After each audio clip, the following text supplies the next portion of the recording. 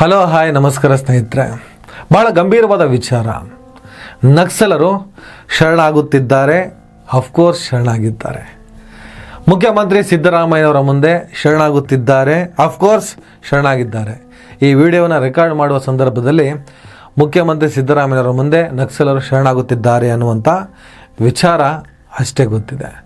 ಬಹುಶಃ ಈ ವಿಡಿಯೋ ಪ್ರಸಾರ ಆಗುವ ಹೊತ್ತಿಗೆ ಅವರು ಶರಣಾಗಿರ್ತಾರೆ. ಮೊದಲಿಗೆ ಚಿಕ್ಕಮಗಳೂರು ಜಿಲ್ಲೆಯ ಜಿಲ್ಲಾಧಿಕಾರಿ ಕಚೇರಿಯಲ್ಲಿ ಅವರು ಶರಣಾಗತರಾಗ್ತಾರೆ ಅಂತೇಳಿ ಅನೇಕರಲ್ಲಿ ಹೋಗಿದ್ದರು. ಅದಾದಮೇಲೆ ಇದು ಕೊನೇ ನಕ್ಸಲ್ ಬ್ಯಾಚ್ ಅಂದರೆ ನಕ್ಸಲ್ ಮುಕ್ತ ಕರ್ನಾಟಕ, ಭಾರತ ದೇಶದಲ್ಲಿ ಮೊಟ್ಟ ಮೊದಲ ರಾಜ್ಯ ನಕ್ಸಲ್ ಮುಕ್ತ ರಾಜ್ಯ ಅಂತ ಹೆಗ್ಗಳಿಕೆಯನ್ನು ಪಡ್ಕೊಳ್ಳುತ್ತೆ ಕರ್ನಾಟಕ.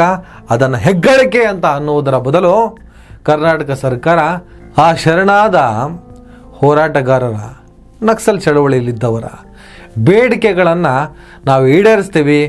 ಏನು ಮುಖ್ಯಮಂತ್ರಿ ಸೀಟನ್ನೇನು ಕೇಳ್ತಿಲ್ಲ, ಅವರು ಏನು ವಿಧಾನಸೌಧನ ಬರ್ಕೊಡಿ ಅಂತ ಕೇಳ್ತಿಲ್ಲ, ಹೈಕೋರ್ಟ್ನ ಬರ್ಕೊಡಿ, ಇಲ್ಲಿನ ನ್ಯಾಯಾಂಗ ವ್ಯವಸ್ಥೆ, ಇಲ್ಲಿನ ರಾಜಕೀಯ ವ್ಯವಸ್ಥೆ, ಇಲ್ಲಿನ ಎಲ್ಲ ವ್ಯವಸ್ಥೆಗಳನ್ನು ನಮಗೆ ಬರ್ಕೊಡಿ ಅಂತ ಕೇಳ್ತಾ ಇಲ್ಲ. ಅವರು ಭೂಮಿ ಹಕ್ಕನ್ನು ಕೇಳ್ತಿದ್ದಾರೆ.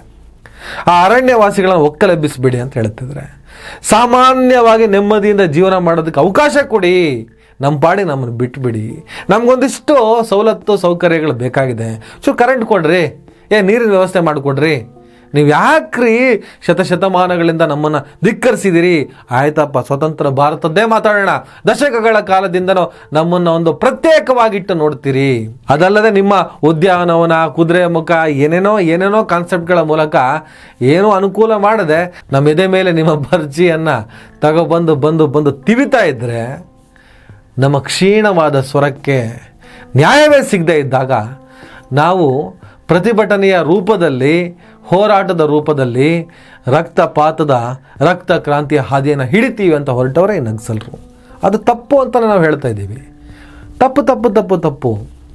ಕ್ರೌರ್ಯದಿಂದ ಏನು ಸಾಧಿಸೋಕ್ಕಾಗಲ್ಲ. ಕಾಲ ಬದಲಾಗಿ ಹೋಯಿತು.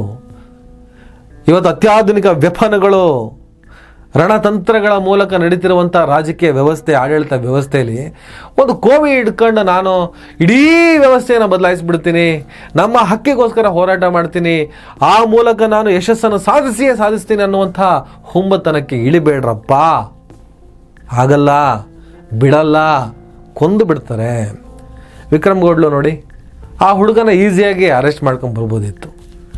ತೀರಾ ಊಟಕ್ಕಿರಲಿಲ್ಲ ಅಂತೆ, ಅವನು ಸಾಯುವಂಥ ಆ ಸಂದರ್ಭ ಏನಿತ್ತು. ಆಯಿತು, ನ್ಯಾಯ ಸಿಗಲ್ಲ. ಈ ಆಡಳಿತ ವ್ಯವಸ್ಥೆಯಿಂದ ಬರೀ ಅನ್ಯಾಯ ಆಗ್ತಾ ಇದೆ, ಶೋಷಣೆಗಳಾಗ್ತಿದೆ. ಎಲ್ಲ ರೀತಿಯ ಪ್ರಯತ್ನವನ್ನು ಪಟ್ಟ ಮೇಲೂ ಕೂಡ ನಮಗೆ ನ್ಯಾಯ ಸಿಗ್ತಿಲ್ಲ ಅಂದಾಗ ಆದ ಬಂದು ಹಿಡಿದು ಕಾಡೊಳಗಡೆ ಹೊರಟ. ಊಟಕ್ಕೆ ಇರಲಿಲ್ಲ ಅಂತೆ. ಆ ಪರಿಸ್ಥಿತಿಯಲ್ಲಿ ಇದನ್ನು ಶೂಟ್ ಗಿಟ್ ಮಾಡಿ ಕೊಂದು, ಈಗೇನೋ ಸರೆಂಡರ್ ಆದಮೇಲೆ ಇಮಿಡಿಯೇಟಾಗಿ ಅವ್ರನ್ನೇನೋ ಪಟ್ಟದಲ್ಲಿ ಕೂರಿಸಿ ಮೆರೆಸೋದಿಲ್ಲ. ಅವ್ರೇನಾದರೂ ಕೃತ್ಯ ಮಾಡಿದರೆ, ಏನಾದರೂ ತಪ್ಪು ಆಗಿದ್ದಿದ್ರೆ, ನಮ್ಮ ಕಾನೂನಿಗೆ ವಿರುದ್ಧವಾಗಿ ಏನಾದರೂ ಚಟುವಟಿಕೆ ಮಾಡಿದ್ದಿದ್ರೆ ಅದಕ್ಕೆ ಪೂರಕವಾಗಿ ಅವ್ರ ಶಿಕ್ಷೆನ ಅನುಭವಿಸಲೇಬೇಕು. ಅದಾಗಲೇ 2014ರಲ್ಲಿ ಶರಣಾಗತರಾದಂಥ ನಕ್ಸಲರ ಪೈಕಿ ಅನೇಕರು ಇವತ್ತು ಮೈನ್ ಸ್ಟ್ರೀಮ್ನಲ್ಲಿದ್ದಾರೆ. ಅವರು ಹಿಂಸಾತ್ಮಕ ಹೋರಾಟದಿಂದ ಹೊರಗೆ ಬಂದು ಅಹಿಂಸಾತ್ಮಕ ಹೋರಾಟವನ್ನು ಇವತ್ತಿಗೂ ಸಂಘಟಿಸ್ತಿದ್ದಾರೆ. ಅದರಲ್ಲಿ ಕೆಲವರು ಬಹಳ ಸಂಕಷ್ಟದ ಪರಿಸ್ಥಿತಿಯಲ್ಲಿದ್ದಾರೆ. ನೆಲಗೊಳಿ ಪದ್ಮನಾಭ ಊಟಕ್ಕೂ ಗತಿ ಇಲ್ಲ ಅಂತೆ, ಭಾಳ ಸಂಕಷ್ಟದ ಸ್ಥಿತಿಯಲ್ಲಿ ಇದ್ದಾರೆ ಅನ್ನುವಂಥ ಮಾಹಿತಿ ಇದೆ. ಅನೇಕರು ಇನ್ನು ಜೈಲಿಂದನೇ ಹೊರಗೆ ಬಂದಿಲ್ಲ. ಸರ್ಕಾರ ಭರವಸೆ ಕೊಟ್ಟೇನೋ ಕರೆಸ್ಕೊಳ್ಳುತ್ತೆ, ಆದರೆ ಆ ಭರವಸೆನ ಈಡೇರಿಸಬೇಕಾಗತ್ತೆ. ಬಂದ್ರಪ್ಪ ಸಾಕು, ಕಾಡಲ್ಲಿ ಇದ್ಕೊಂಡು ಏನು ಮಾಡ್ತೀರಾ, ನಾಡಲ್ಲೇ ನಾವು ಹೋರಾಟವನ್ನು ಮಾಡೋಣ, ನಾಡಲ್ಲೇ ನಮ್ಮ ಹೋರಾಟವನ್ನು ಸಂಘಟಿಸೋಣ, ನಾಡಲ್ಲೇ ನಮ್ಮ ಬೇಡಿಕೆಗಳಿಗೆ ಒತ್ತಾಯಿಸೋಣ, ನಾಡಲ್ಲೇ ಕೂತು ನಮ್ಮ ಬೇಡಿಕೆಗಳನ್ನ ಈಡೇರಿಸೋದಕ್ಕೋಸ್ಕರ ಹೋರಾಟ ಮಾಡೋಣ ಅಂತ ಹೇಳಿ ಏನೋ ಕರೆಸ್ಕೊತೀರಿ. ಆದರೆ ಅವರ ಬೇಡಿಕೆಗಳನ್ನು, ಅವರಿಗೆ ನೀವು ಕೊಟ್ಟದ ಭರವಸೆಗಳನ್ನು ದಯವಿಟ್ಟು ಈಡೇರಿಸಿ. ಎಲ್ಲವೂ ಬರೀ ಮಾತಲ್ಲೇ ಆಗಿಬಿಟ್ರೆ ಮತ್ತೆ ಕಾಡನ್ನು ಯಾರಾದರೂ ಹೊಕ್ಕಿದ್ರೆ ಅವರನ್ನು ವಾಪಸ್ ಅಲ್ಲಿಂದ ಕರ್ಕೊಂಡು ಬರೋದು ಭಾಳ ಕಷ್ಟ ಆಗ್ತದೆ. ಆಮೇಲೆ ಗೊತ್ತಲ್ಲ, ಕೊಲ್ಲೋದೇ ಒಂದು ಪ್ರವೃತ್ತಿ, ಕೊಲ್ಲೋದೇ ಒಂದು ಅಭ್ಯಾಸ ಆಗಿಬಿಟ್ಟಿದೆ. ಅಂದರೆ ಒಂದು ರೀತಿಯ ಹೋರಾಟದ ಅಂತ್ಯ, ಇನ್ನೊಂದು ರೀತಿಯ ಹೋರಾಟದ ಆರಂಭ, ಎರಡು ಒಟ್ಟೊಟ್ಟಿಗೆ ನಡೀತಾ ಇರೋ ಬಹಳ ನಿರ್ಣಾಯಕವಾದ ದಿನ ಇದು ಅಂತ ನಾನು ಭಾವಿಸ್ತೀನಿ. ನಾವು ಈ ಪ್ರಯತ್ನವನ್ನು ಅವ್ರು ಹೇಳ್ದಂಗೆ ಬಹಳ ಹಿಂದಿನಿಂದ ಇಲ್ಲಿ ಚಳುವಳಿ ಶುರು ಆದಾಗಲಿಂದನೂ ಏಕೆಂದರೆ ಸಾಮಾನ್ಯವಾಗಿ ನಕ್ಸಲೈ ಚಳವಳಿ ಅಂದರೆ ಹೊರಗಡೆ ಸಮಾಜಕ್ಕೆ ಒಂದೇ ಒಂದು ಅಭಿಪ್ರಾಯ ಇದೆ. ಆದರೆ ಯಾತಕ್ಕೋಸ್ಕರ ಹೋರಾಡ್ತಿದ್ದಾರೆ, ಅದೊಂದು ಲಾ ಆ್ಯಂಡ್ ಆರ್ಡರ್ ಪ್ರಾಬ್ಲಮ್ ಅಂತ ಮಾತ್ರ ತಿಳ್ಕೊಂಡಿದ್ದಾರೆ. ಆದರೆ ಲಾ ಆ್ಯಂಡ್ ಆರ್ಡರ್ ಪ್ರಾಬ್ಲಮ್ ಥರ ಅಲ್ಲ ನೋಡಬೇಕಾಗಿರೋದು. ಅದೊಂದು ಸಾಮಾಜಿಕ, ರಾಜಕೀಯ, ಆರ್ಥಿಕ ಹೋರಾಟ ಅಂತ ನಾವು ಮುಂಚೆಯಿಂದನೂ ಪ್ರತಿಪಾದಿಸ್ಕೊಂಡು ಬರ್ತಾ ಇದ್ದೀವಿ. ಯಾಕೆಂದರೆ ಮೇನ್ ಸ್ಟ್ರೀಮ್ ಮೀಡಿಯಾಗಳಲ್ಲಿ ಕೂಡ ಹಾಗೆ ಪ್ರತಿಬಿಂಬಿತ ಆಗುತ್ತೆ. ಸರ್ಕಾರ ಅಫ್ಕೋರ್ಸ್ ಹಾಗೆ ಹೇಳ್ತಾ ಇದೆ. ಆ ದಿಕ್ಕಿನಲ್ಲಿ ನಾವು ಭಾಳ ಹಿಂದೆ ಫ್ಯಾಕ್ಟ್ ಫಂಡಿಂಗ್ ಮಾಡಿದ್ವಿ. ಆಮೇಲೆ ಸಾಕೇತ್ ಎನ್ಕೌಂಟ್ರ್ ಆದಮೇಲೆ ಮತ್ತೆ ಬೇರೆ ಬೇರೆ ಬದಲಾವಣೆಗಳಾದಮೇಲೆ ನಾವು ನೂರ್ ಮತ್ತು ಸಿರಿಮನೆ ನಾಗರಾಜ್ ಅವ್ರನ್ನ ಕೂಡ ಹೀಗೆ ಸ್ವಾಗತಿಸಲಿಕ್ಕೆ ಇದೇ ಥರದ ಒಂದು ಮೀಟಿಂಗ್ನ ಸಾಕಷ್ಟು ಮಾಡಿ ಅಲ್ಲಿಂದ ಪ್ರಾರಂಭ ಆಗಿದ್ದು ಇವತ್ತು ಒಂದು ರೀತಿಯಲ್ಲಿ ಇದೊಂದು ಹಂತಕ್ಕೆ ಬರ್ತಾ ಇದೆ. ಅದನ್ನು ನಾವು ಮತ್ತೆ ಸಮಾಜಕ್ಕೆ ಹೇಳೋಕೆ ಬಹಳ ಮುಖ್ಯ ಇದೆ. ಇದು ಕೇವಲ ಶರಣಾಗತಿ ಅಲ್ಲ, ಯಾಕೆಂದರೆ ಆ ಪದವನ್ನು ನಾವು ನಮ್ಮ ವೇದಿಕೆಯಿಂದ ಯಾವತ್ತೂ ಬಳಸಿಲ್ಲ. ಸಿದ್ದರಾಮಯ್ಯ ಸರ್ಕಾರ ಬಂದ ಮೇಲೆ ನಕ್ಸಲ್ಗೆ ಸುಗ್ಗಿ, ಎಂತ ಸುಗ್ಗಿ? ಕೊಲ್ಲಬೇಕಾ? ಕೊಲ್ಲೋ ಅಭ್ಯಾಸ ಅಲ್ವಾ? ಧರ್ಮಗಳ ಹೆಸರಿನಲ್ಲಿ ಧರ್ಮಗಳ ನಡುವೆ ವೈಷಮ್ಯವನ್ನು ಏರ್ಪಡಿಸಿ ಕೊಲ್ಲುವುದನ್ನೇ ಖಯಾಲಿ ಮಾಡಿಕೊಂಡವರಿಗೆ, ತೀರ ಪ್ರಾಣಿಗಳನ್ನೆಲ್ಲ ತೋರಿಸಿ ದೇವರು ದಿಂಡ್ರು ಅಂತ ಹೇಳಿಬಿಟ್ಟು ಕೊಲ್ಲುವುದನ್ನೇ ಖಯಾಲಿ ಮಾಡಿಕೊಂಡವರಿಗೆ ಸಾವು ಬೇಕಾಗಿದೆ, ಕೊಲೆಗಳು ಬೇಕಾಗಿದೆ. ಹಾಗಾಗಿ ನಿಮ್ಗಳನ್ನು ನಾವು ಅಷ್ಟೊಂದು ಸೀರಿಯಸ್ ಆಗಿ ತಗೊಳ್ಳಲ್ಲ, ನೀವು ಬದಿಲಿರಿ. ಸ್ನೇಹಿತರೆ, 6 ಜನ ನಕ್ಸಲರು, 6 ಜನ ನಕ್ಸಲ್ ಚಳವಳಿಯಲ್ಲಿದ್ದವರು ಈಗ ಮುಖ್ಯವಾಹಿನಿಗೆ ಬರ್ತಾ ಇದ್ದಾರೆ. 2014ರಲ್ಲಿ ಕರ್ನಾಟಕದ ಸಾಕ್ಷಿ ಪ್ರಜ್ಞೆ ಅಂತ ಕರೆಸ್ಕೊಳ್ತಿದ್ದಂಥ HS ದೊರೆಸ್ವಾಮಿ, ದೇವನೂರು ಮಹದೇವ, AK ಸುಬ್ಬಯ್ಯನವರು, ಬರಗೂರು ರಾಮಚಂದ್ರಪ್ಪನವರು, G Ramakrishna, Gauri Lankesh, Shivasundar, professor VS Sridhar, Nagaragere Ramesh ಇವರೆಲ್ಲ ಅಂದಿನ ಕಾಂಗ್ರೆಸ್ ಸರ್ಕಾರದ ಮುಖ್ಯಮಂತ್ರಿಗಳಾಗಿದ್ದ 2014. ಈಗಲೂ ಸಿದ್ದರಾಮಯ್ಯನವರ ಮುಂದೆನೇ ನಕ್ಸಲ್ ಹೋರಾಟಗಾರರು ಶರಣಾಗ್ತಿದ್ದಾರೆ. ಅವತ್ತು ಆ ಥರದ ಶರಣಾಗತಿಯ ಸೂತ್ರವನ್ನು ಸಿದ್ದರಾಮಯ್ಯನವರ ಸರ್ಕಾರವೇ ತಗೊಂಡಿತ್ತು. ಸಮಾಜವಾದದ ನೆಲೆಯಿರುವಂಥ ಸಿದ್ದರಾಮಯ್ಯನವರಿಗೆ ಸೂಕ್ಷ್ಮತೆ ಇದೆ ಅನ್ನೋದಕ್ಕೆ ಸಾಕ್ಷಿ ಇದು. ಅವತ್ತು ಸಿದ್ದರಾಮಯ್ಯ ಸರ್ಕಾರ ನಕ್ಸಲ್ ಹೋರಾಟಗಾರರು ಎತ್ತುತ್ತಿರುವ ಪ್ರಶ್ನೆಗಳನ್ನು ಗಂಭೀರವಾಗಿ ಪರಿಗಣಿಸಿ ಹೋರಾಟದ ಮಾದರಿಯನ್ನು ವಿರೋಧ ಮಾಡಿದ್ರು. ನಾವು ಅಷ್ಟೇ ಅವರ ಹೋರಾಟದ ಮಾದರಿಯನ್ನು ವಿರೋಧ ಮಾಡ್ತೀವಿ. ಶಸ್ತ್ರ ತ್ಯಜಿಸಿ ಪ್ರಜಾತಾಂತ್ರಿಕ ಹೋರಾಟ ಮಾಡಲು ಮುಖ್ಯವಾಹಿನಿಗೆ ಬರೋದಕ್ಕೆ ನಕ್ಸಲ್ ಶರಣಾಗತಿ ಮತ್ತು ಪುನರ್ವಸತಿಯ ವಿಶೇಷ ಪ್ಯಾಕೇಜನ್ನು ರಚನೆ ಮಾಡ್ತಾರೆ. ಇದರ ಮೂಲಕ 2014ರಲ್ಲಿ ನಕ್ಸಲ್ ನಾಯಕ ನೂರ್ ಶ್ರೀಧರ್, ಸಿರಿಮನೆ ನಾಗರಾಜ್ ಮುಖ್ಯವಾಹಿನಿಗೆ ಬರ್ತಾರೆ. ಆನಂತರ ಹಲವು ನಕ್ಸಲ್ ಹೋರಾಟಗಾರರು ಮುಖ್ಯವಾಹಿನಿಗೆ ಬರ್ತಾರೆ. ಅವರಲ್ಲಿ ಪ್ರಮುಖರು ಹಾಗಲಗಂಚಿ ವೆಂಕಟೇಶು, ಮಲ್ಲಿಕಾ, ನಿಲುಗುಳಿ ಪದ್ಮನಾಭ, ಭಾರತಿ, ರಿಜ್ವಾನ, ಕನ್ಯಾಕುಮಾರಿ, ಚೆನ್ನಮ್ಮ, ಪರಶುರಾಮ್. ಶಸ್ತ್ರಸಜ್ಜಿತ ಹೋರಾಟವನ್ನು ಬಿಟ್ಟು ಮುಖ್ಯವಾಹಿನಿಗೆ ಬಂದು ಕೆಲವರು ಇಲ್ಲಿ ಹೋರಾಟವನ್ನು ಮಾಡ್ತಿದ್ರು. ಇವತ್ತಿಗೂ ಕೂಡ ವ್ಯವಸ್ಥೆಯ ವಿರುದ್ಧ ಧ್ವನಿಯನ್ನು ಎತ್ತುತ್ತಾನೆ ಇದ್ದಾರೆ. ಅವರಲ್ಲಿ ಅನೇಕರು ಇನ್ನೂ ಜೈಲಿನಲ್ಲೇ ಕುಳಿತಿದ್ದಾರೆ. ವಿಶೇಷ ನಕ್ಸಲ್ ಪ್ಯಾಕೇಜ್ ಅಡಿ ಅವ್ರ ಮೇಲೆ ದಾಖಲಾಗಿರುವಂಥ ಸುಳ್ಳು ಕೇಸುಗಳು, ಅನೇಕ ಸುಳ್ಳು ಕೇಸುಗಳು, ಸಾಲು ಸಾಲು ಕೊಲೆಗಳಾಗುವುದವು, ಅವುಗಳಲ್ಲಿ ಅನೇಕ ಸುಳ್ಳು ಕೇಸುಗಳನ್ನು ಈ ನಕ್ಸಲ್ ಹೋರಾಟಗಾರರ ಮೇಲೆ ಹಾಕಲಾಗಿದೆ. ಅವನ್ನೆಲ್ಲ ವಜಾ ಮಾಡ್ತೀವಂತ ಅವತ್ತು ಹೇಳಿತ್ತು ಸರ್ಕಾರ. ಆದರೆ ಅವರು ಕೊಟ್ಟ ಮಾತಿನಂತೆ ನಡೆದುಕೊಳ್ಳಿಲ್ಲ ಅವತ್ತಿಗೆ. ಇವತ್ತು ಅದು ಮರುಕಳಿಸಬಾರದು ಅನ್ನೋದೇ ಪ್ರಮುಖ ಬೇಡಿಕೆ. ಇನ್ನು ಇವತ್ತು ಸರೆಂಡರ್ ಆದಂತಹ ಪ್ರಮುಖ ನಕ್ಸಲ್ ಹೋರಾಟಗಾರರ ಪೈಕಿ ಶೃಂಗೇರಿ ತಾಲೂಕಿನ ಲತಾ ಮುಂಡಗಾರು ಕೂಡ ಒಬ್ಬರು. ಬಡ ಆದಿವಾಸಿ ದಂಪತಿಯ ದೊಡ್ಡ ಕುಟುಂಬದ ಹೆಣ್ಣು ಮಗಳು. ಶಾಲಾ ಮಾಸ್ತರರ ಕಿರುಕುಳದಿಂದ 6ನೇ ತರಗತಿ ಓದು ನಿಲ್ಲಿಸ್ತಾರೆ. ನೂರಾರು ಆದಿವಾಸಿ ಕುಟುಂಬಗಳಂತೆಯೇ ಲತಾ ಮುಂಡಗಾರ್ ಅವರ ಕುಟುಂಬ ಸಹ ಕುದುರೆಮುಖ ರಾಷ್ಟ್ರೀಯ ಉದ್ಯಾನವನ ಯೋಜನೆಯಡಿ ಮನೆ ಕಳೆದುಕೊಳ್ಳುವ ಪರಿಸ್ಥಿತಿ ಬಂದಾಗ ಅದರ ವಿರುದ್ಧದ ಹೋರಾಟ ನಡೆಸುತ್ತಿದ್ದ ಚಳವಳಿಯ ಭಾಗವಾದರು. ಪ್ರಜಾಸತ್ತಾತ್ಮಕ ಹೋರಾಟಗಳಿಗೆ ಬೆಲೆ ನೀಡಿದ ಸರ್ಕಾರದ ಧೋರಣೆಗೆ ಬೇಸತ್ತು ಇಸವಿ 2000ರಲ್ಲಿ 18ನೇ ವಯಸ್ಸಿನಲ್ಲಿ ಸಶಸ್ತ್ರ ಹೋರಾಟಕ್ಕೆ ಧುಮುಕಿ ಅಂದಿನಿಂದ ಕರ್ನಾಟಕ ಹಾಗೂ ಕೇರಳಗಳಲ್ಲಿ ಸಂಚರಿಸುವ ಆ ನಕ್ಸಲ್ ದಳದ ಭಾಗವಾಗಿದ್ದು ಇಂದು ಮತ್ತೆ ಜನಪದ ಚಳವಳಿಗಳಲ್ಲಿ ಪ್ರಜಾತಂತ್ರವಾಗಿ ಹೋರಾಟಗಳನ್ನು ನಡೆಸಲು ಮುಖ್ಯವಾಹಿನಿಯ ಭಾಗವಾಗ್ತಿದ್ದಾರೆ.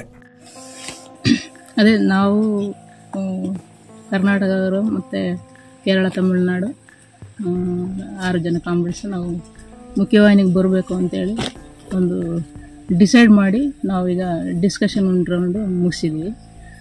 ಅದೇ ರೀತಿಲಿ ನಾವು ಫಸ್ಟ್ ಡಿಸ್ಕಷನ್ ನಮಗೆ ಪಾಸಿಟಿವ್ ಆಗಿರುವಂಥ ನಾವು ಇಟ್ಟಿರುವಂಥ ಡಿಸ್ಕಷನ್ನ ನಾವು ಒಂದು ಹಂತದಲ್ಲಿ ಡಿಸ್ಕಷನ್ ನಡೆದಿದೆ.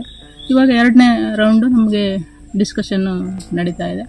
ಇದರಲ್ಲಿ ನಮಗೆ 2 ಸಮಿತಿಯವರು ನಮ್ಗೆ ಬಂದು ಅಲ್ಲಿ ಏನು ನಡೆದಿರುವಂಥ ವಿಷಯಗಳನ್ನೆಲ್ಲ ನಮಗೆ ಅಂಡರ್ಸ್ಟ್ಯಾಂಡ್ ಮಾಡಿಕೊಟ್ಟಿದ್ದಾರೆ. ಅದು ನಮಗೆ ಒಂದು ಒಟ್ಟಾರೆ ಇಲ್ಲಿ ಎಲ್ಲ ಸಿಚುವೇಶನ್ ನೋಡಿದಾಗ ಭಾಳ ಪಾಸಿಟಿವ್ ಆಗಿರುವಂಥ ಒಂದು ವಿಷಯ ಅಂತೇಳಿ ನಮಗೆ ಒಂದು ಖುಷಿನ ತಂದಿದೆ.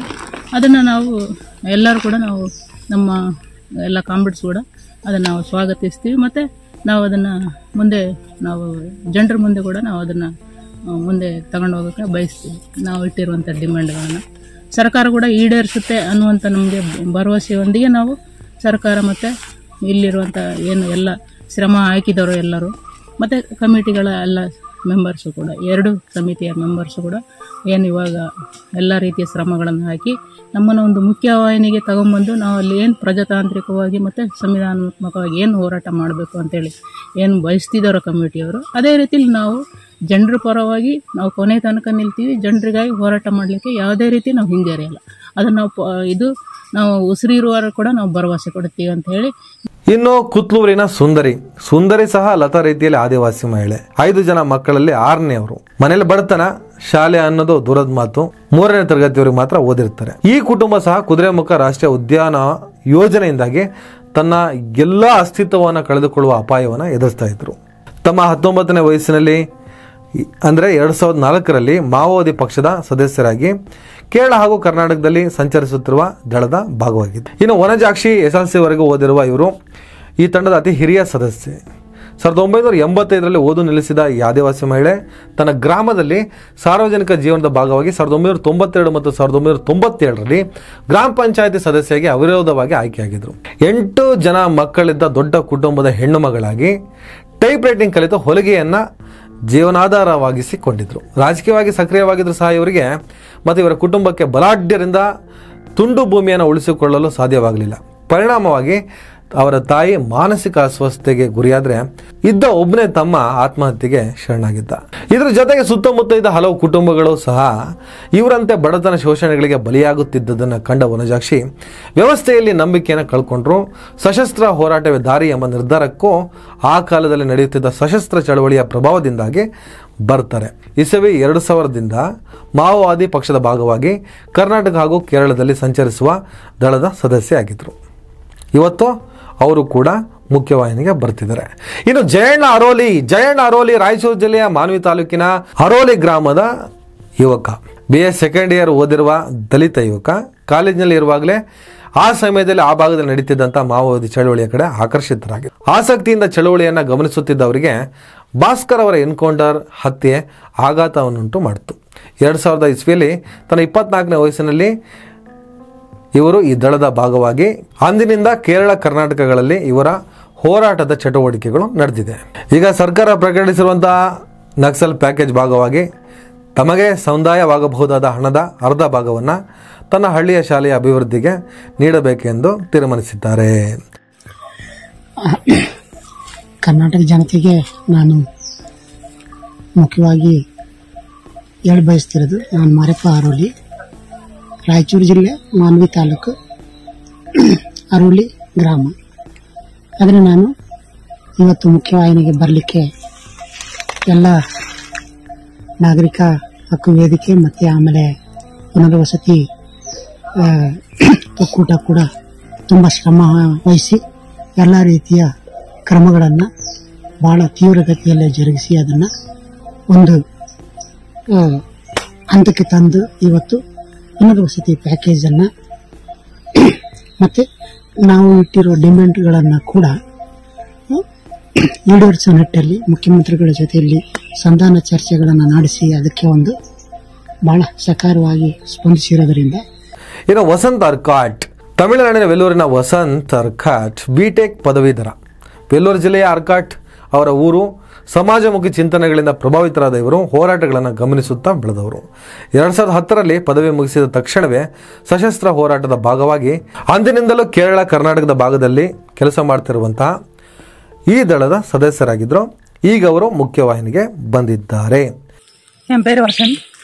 நான் தமிழ்நாட்டிலேருந்து வந்திருக்கேன். நான் பல வருஷங்களாக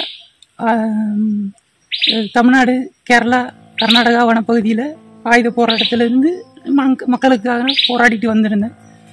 இன்னைக்கு கேரளா இல்லை கர்நாடகாலேருந்து நான் இந்த விஷயத்தை நான் வந்து ஜனங்களுக்காக பேசுகிறேன். இதில் முதல் விஷயம், நாங்கள் இத்தனை நாள் போராடி இருந்த ஆயுத போராட்டத்தை கைவிட்டுட்டு ஜனநாயக வழியிலான போರಾಟಕ್ಕೆ நாங்கள் இன்னைக்கு ಇறங்கಿ வந்திருக்கிறோம். ಇನ್ನು ಜೀಶಾ ಇಡೀ ತಂಡದಲ್ಲಿ ಎಲ್ಲರಿಗಿಂತ ತುಂಬ ಚಿಕ್ಕ ಹೆಣ್ಮಗಳು. ಕೇರಳದ ಜೀಶಾ ವಯನಾಡ್ ಜಿಲ್ಲೆಯ ಮಕ್ಕಿಮಲದ ಆದಿವಾಸಿ ಮಹಿಳೆ. 8ನೇ ತರಗತಿಯವರು ಓದ್ಕೊಂಡಿದ್ದಾರೆ. 2018ರಲ್ಲಿ ಕೇರಳದ ಸಶಸ್ತ್ರ ಹೋರಾಟದ ಭಾಗವಾಗಿದ್ದರು. 2023ರಲ್ಲಿ ತಂಡದ ಇತರ ಸದಸ್ಯರೊಂದಿಗೆ ಕೇರಳದಿಂದ ಕರ್ನಾಟಕಕ್ಕೆ ಬಂದಿದ್ದರು. ಈಗ ಇವರು ಕೂಡ ಶರಣಾಗ್ತಿದ್ದಾರೆ. ಈಗ ಮುಖ್ಯವಾಹಿನಿಗೆ ಬರ್ತಿರುವಂಥ ನಕ್ಸಲರು ಕೆಲವು ಬೇಡಿಕೆಗಳನ್ನ ಇಟ್ಟಿದ್ದಾರೆ. ಆ ಕೆಲವು ಬೇಡಿಕೆಗಳಲ್ಲಿ ಕೆಲವನ್ನೇ ಮಾತ್ರ ನಾನು ನಿಮ್ಮ ಮುಂದೆ ಪ್ರಸ್ತುತಪಡಿಸ್ತೀನಿ. ಸರ್ಕಾರ ದಯಮಾಡಿ ಇವರ ಬೇಡಿಕೆಗಳನ್ನು ಈಡೇರಿಸಬೇಕು. ಒಬ್ಬ ಮನುಷ್ಯ ಯಾಕೆ ಕ್ರೌರ್ಯದ ಕಡೆ ಹೋಗ್ತಾನೆ?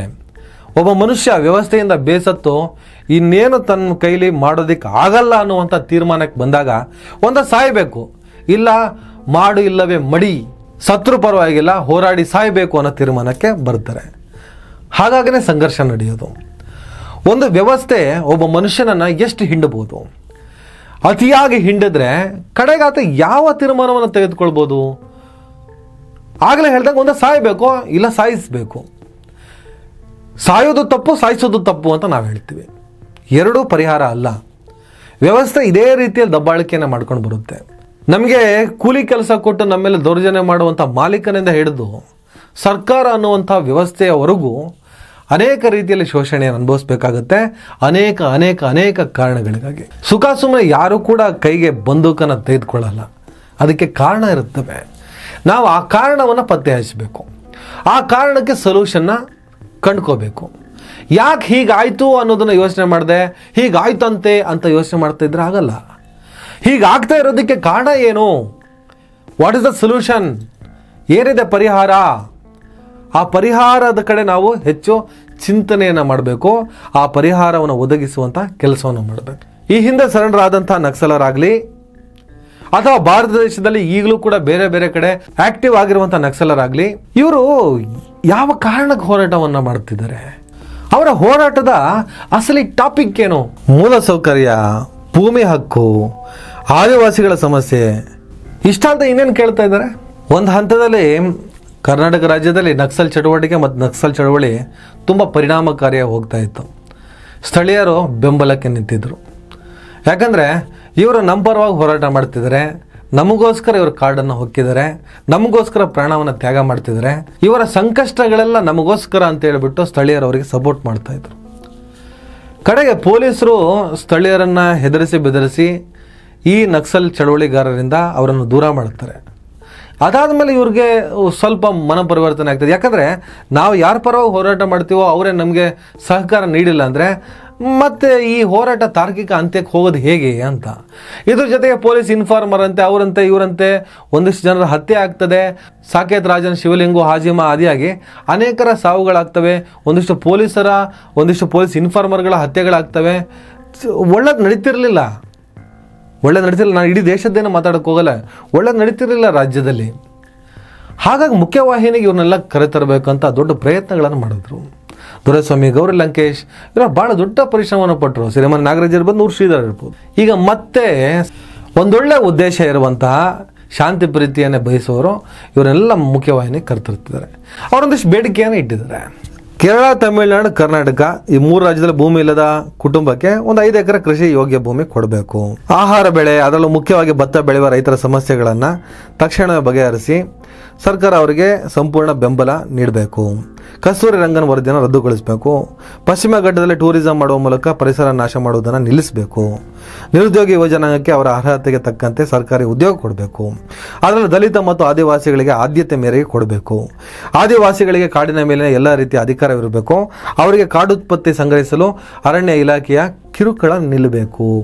ಸಾಂಸ್ಕೃತಿಕವಾಗಿ ಬರುತ್ತಿರುವ ಬದಲಾವಣೆಗಳ ಪರಿಣಾಮದಿಂದ ಮಹಿಳೆಯರ ಮೇಲೆ ಆಗುತ್ತಿರುವ ಎಲ್ಲ ರೀತಿಯ ದೌರ್ಜನ್ಯಗಳನ್ನು ತಡೆಗಟ್ಟಲು ಅದಕ್ಕೆ ಸೂಕ್ತ ರೀತಿಯ ಕ್ರಮ ಕೈಗೊಳ್ಳಬೇಕು ಮತ್ತು ಮತ್ತು ನಾಮಕಾವಸ್ಥೆಗಾಗಿ ನಡೆಸುವ ಕ್ರಮಗಳನ್ನು ನಿಲ್ಲಿಸಬೇಕು.